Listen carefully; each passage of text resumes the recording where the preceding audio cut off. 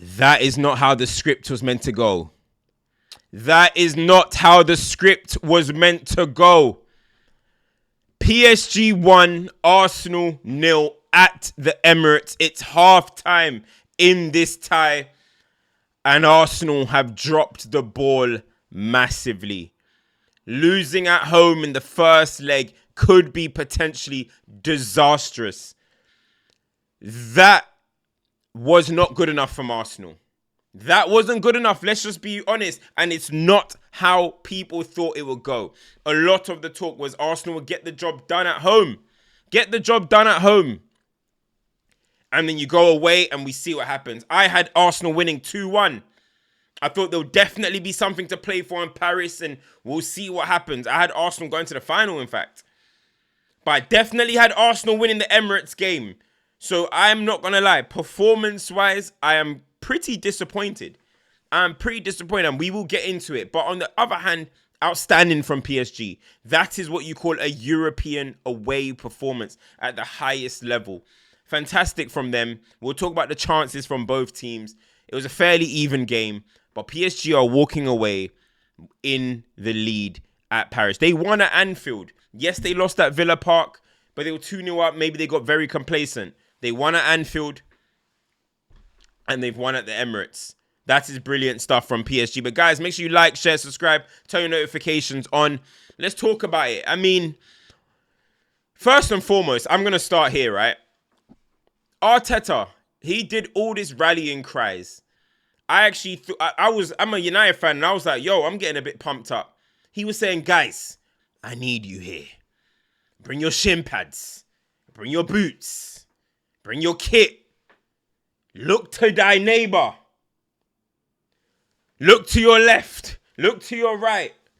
Call your mum. Call your dad. Tell them to get to the Emirates. If they're not in the stadium, tell them to wait outside. I need you. We need you. He gave the rallying cry. All for that. I'm sorry. If that's what Arteta called the fans for, the fans did not deliver. For me, maybe I'm at home. Let me know in the comments. But Emirates was not jumpy tonight. Emirates was not jumpy tonight. Yeah, we get through the North London forever. I hear it. But then when the game started, obviously Dembele scored early, but you get behind them. It doesn't matter if it's your 1-0. You get behind them. And it just didn't feel jumpy. The only times I was feeling a lot of something was when they were angry at the referee.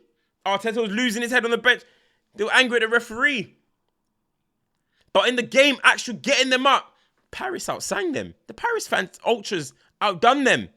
Only 3,000 to 4,000 or 3,000, 4,000, 5,000 of them. They outdone the Emirates. They outdone the Emirates fans. I was very, very disappointed because the Real Madrid atmosphere was unreal. Is it because of the underdog factor? Is it because now Arsenal are expected to win? But you saw about 6 or 7 times somebody doing this. Come on, come on, come on. Raya, come on, come on. Timber, come on, come on. Everybody was doing, come on, come on, come on. Even Arteta, he came out of his dugout. He came out of his technical area and said, come on. The fans weren't there tonight. Not for what Arteta was asking for. This is the biggest night in Arsenal's history, bro. In recent history, sorry. This is the biggest night since Manchester United 2009 at the Emirates. This is the biggest night at the Emirates since Manchester United 2009. You've got to come better than that. Because PSG are going to make it hell in Paris. Let me tell you that. Them fans are going to be up for it. We know what happens when you go to Paris. They are up for it. They are gassed. They are jumpy. But getting into the game, I thought, first and foremost, Kvara, in the first 25, 30 minutes, he was all over Timber. Timber was committing fouls after fouls. Don't know how he didn't get bookings, but fouls after fouls. Kvara was getting enjoyed the pass to Dembele and the finish from Dembele. He's just doing it over and over and over again now. This guy is sensational. The way he drops into pockets, gets that ball. Where the midfield was, I have no idea. Gets it out wide to Kvara. Kvara buys his time, lays it off. Dembele 1-0. Simple as that. Thank you very much. fantastic footballer. The link-up play is outstanding. The technical ability, the ability to go both sides. Now he's got that goal-scoring threat. He just knows what he is now as a football player. And that is so good to see. Dembele understands what he is. This is what happens. Sometimes it takes you to hit 27 years old, 28 years old. But his technical base has always been there. Now, the brain has caught up. He's highly intelligent. He knows when to pass. He knows when to shoot. He knows when to link up. He knows how to hold off now. Should I win a foul? Should I win a free? His overall game is just fantastic, man. It's fantastic. And Ousmane Dembele puts them 1-0. And obviously, that goes on to be the winner. But then you look at the game. I thought Arsenal were having waves of moments, like odd 10-minute spell. But then PSG were doing so well. Just to Vitinha, Neves, keep the ball for a little sec. Keep the ball for a little sec. Arsenal weren't pressing them. No intensity there. They weren't pressing them. But I know Arsenal's triggers, you could see, when Marquinhos gets the ball, when Pacho gets the ball, when Donnarumma gets the ball, we're going to step forward. And that's what they were doing. And that's when they might go long or they might lose the ball. But I thought Arsenal didn't take advantage enough of trying to win the ball high up. I think that's where those turnovers is where Arsenal could have won the game if they won the ball a little bit higher up. But, you know, they kind of did the mid-block that they do. They kind of weren't pressing at every moment. They were kind of waiting for the triggers, but I thought they could have done more in that regard. But every time Arsenal started to have waves, PSG just calmed it down.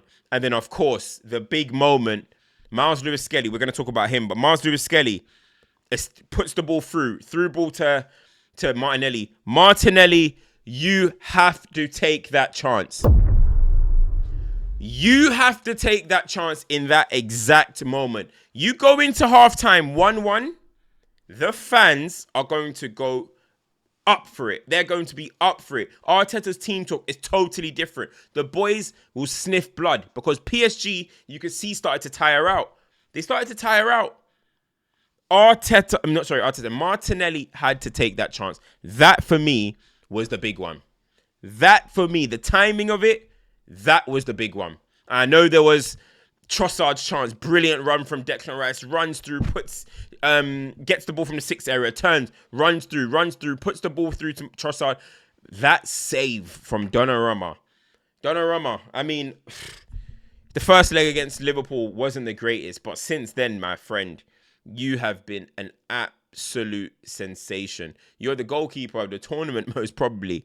Sensational since that moment against Liverpool. Genuinely, like it's been incredible. He's kept PSG in games. That save from Trossard is special. It's special. Obviously, Arsenal thought they scored a Moreno that was offside, so I'm not really going to talk about that. But then PSG, I thought there was periods where they were tiring. But even in them periods where they're tiring, I thought Arsenal could do more.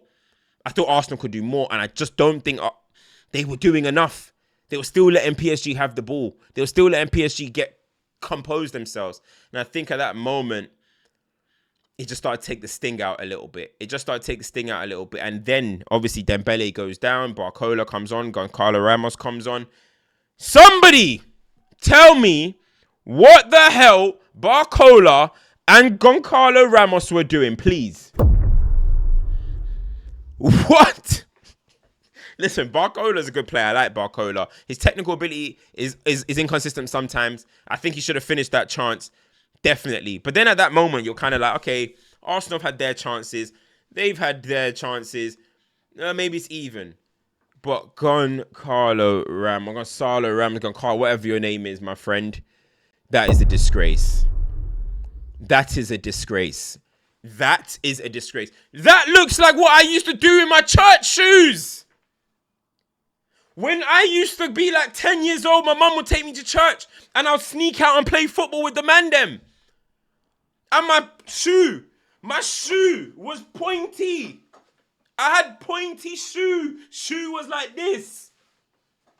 I'd get the ball in striking positions and I'll toe punt that blood clot. Like, what was that? This is the highest level. You were through. This is the highest level. And he finished like that. I couldn't believe it. Absolute shocker from Goncalo Ramos. I don't rate that guy at all. And with all due respect, I just don't. And that was the moment where I thought, wow, if they went 2-0, because that wasn't even, PSG didn't even give Raya an opportunity to make saves. My man boots it against the crossbar and Barcola kicks it wide. It's not like a Donnarumma situation or Raya where you're like, okay, they just had howlers. Howlers. I'm so disappointed with that. But going back to the, I thought Hakimi, the legs that on him, I thought Mendes was very good. I think Saka was not getting enough of the ball. I think you could see the fear that PSG had for him, and Arsenal were not capitalizing on that. Pass him the ball more. Let him get on the ball more. Let him be the danger man that he wants to be. Was it his best game? I don't particularly say so at all. However, let him get on the ball and make something happen. But before I get into a player, let me talk about... I actually thought, by the way, Timber grew into the game. As much as he started bad, I think he grew into the game and ended up being excellent. I think Saliba had a good game. Kivior. I want to talk about Miles again, man. I think I'm getting bored of talking about him, people. This is a potential world-level midfielder playing at left-back. He gets the ball in any zone. Any zone. If you guys go back to my video, I don't know what episode it was. Maybe it was Real Madrid. I said, people, I've seen this guy in Haaland. We haven't seen his attacking ability enough yet. We're losing the ability to see how good he is with driving with the ball because he's at left back. And I know some people are saying he could be the new Ashley Cole. Nah. This is a midfielder that's waiting to explode. Look at the delicacy of the ball that he put through for Martinelli. We are not being able to see enough of his attacking quality because of the area. I'm telling you, this guy, I know maybe we can say he's filling in for now, but you saw certain time. The guy was picking that ball up. He picked the ball up at right back and got Arsenal up the pitch. He was the first phase builder and he's also the second phase. I'm telling you, this guy has third phase in him. We need to see it more. This guy can, bro, technical ability, physical ability is perfectly matched. You know, there's some people that maybe they're not as, like, for example, you look at Kobe. I think Kobe's fantastic, but you look at Kobe's physical, it's not as there yet, but his technical is very good. Miles has the perfect combo of both. You look at Ethan Waneri, I think special player. We'll talk about him. Physical, he's still going to get there. Miles has the perfect blend of both. Honestly, it's amazing to see. It's amazing to see. But I want to talk about another man. You know what to say? Hashtag say his name. Martin Odegaard. I can't lie, my friend. I defend you a lot. But that captain armband is starting to look heavy. Performances like that in the European semi-final cannot run, bruh. Performances like that. Listen, it's all good. Being, I'm not even going to say pretty, he's not doing anything. He's not doing anything. You take it back 2 seasons ago, Martin Odegaard was a shooter.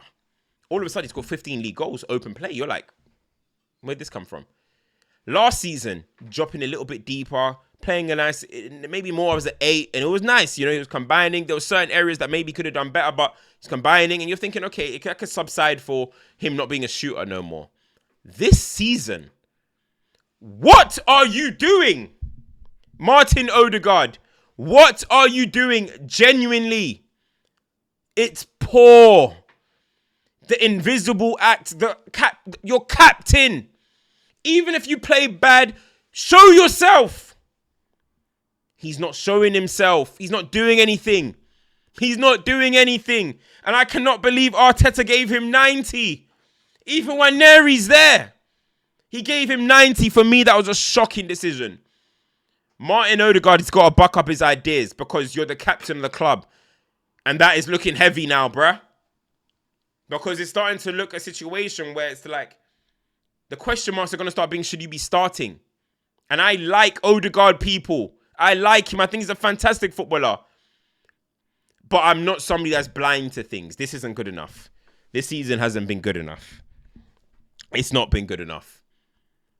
It's coming like he needs the perfect scenario, perfect situation to be able to play. Not everything's going to be perfect. Not everything's going to be perfect. Moreno wasn't playing up front today. Partey was missing. The midfield was a bit mumble-jumbled. Rice wasn't in the 8. I'm gonna need something from you, Martin Odegaard. You're playing in your position. You're playing exactly where you want to be, next to Saka, Timber over there, in the 10, advanced 8. And for me, it's just passing it to the side man. But passing it to the side man. Pass it to the side man. It's not good enough. It's not good enough. It's not good enough. Honestly. But I can't lie. I'm very happy with the result. I've got to be honest with you guys. I'm very, very happy with the result. Listen, when I was younger, I used to want English teams to do well. I celebrated Chelsea winning the Champions League. I was mad young, but even when Liverpool came back in 2005, I was like, wow, amazing. I was very young. No, I wasn't very young, but like, this is before rivalries were like really sparking in my mind. You know, Arsenal in the 2006 final. I wanted Ronaldinho to win, to be fair, but I didn't mind if Arsenal won. You know, it was kind of like, it's only when I started like, when you get like online and stuff and all these apps and you start seeing the fan bases, you're starting to be, I don't want him to win. So I can't lie. I root against the English teams in Europe. I think that's perfectly fine. I saw Carragher say and people were cooking him. I'm like, that's a normal feeling. I don't want to see them win it. I don't want to see them win it. So PSG, great result, great performance. Enrique pulled off a very, very good performance. You are going to need your keeper. So I don't want people to say, we had chance. You're going to need your keeper in a way at the Emirates. Now they go to Paris. They go to Paris with exactly what they would have wanted. It could have been more. It could have been less. But they've got the result, which is absolutely brilliant to win 1-0 away from home. Vitinha talked his shit as well. Said, you guys said this about Liverpool. Physicality. We'll see on the pitch. And they did their thing. They did their thing, you know. They really did. Fabian Ruiz, Neves, Vitinha combining well as they always do. I think it was a very good performance from PSG. Outpossessed Arsenal in possession. More passes, you know, more shots. So PSG can walk away happy. Doué, exciting people as well. You know, flashes of skill. Cruyff collecting the ball on his heel from the air. That's what you want to see in these type of fixtures, man. But listen, it's still only half time. Arsenal can get a result in Paris. They can. Partey will be back. Moreno will be up front. The team will be a bit more structured. However, it's a big game, man. I think Paris will now start feeling like the favourites. They've got to get the job done. No excuses. They cannot let Arsenal get back into this. No excuses. It's a disaster result for Arsenal. But again, it's only half time. Guys, you know, Dos Locos. We are going to be there tomorrow. Ooh! Barcelona, PSG, Barcelona, Inter, Arsenal, PSG talks. And anything we want to talk about, anything you want to talk about. Dos Locos tomorrow on my channel. Make sure you guys are there. It's your boy, CultureCams. I'm out. Peace!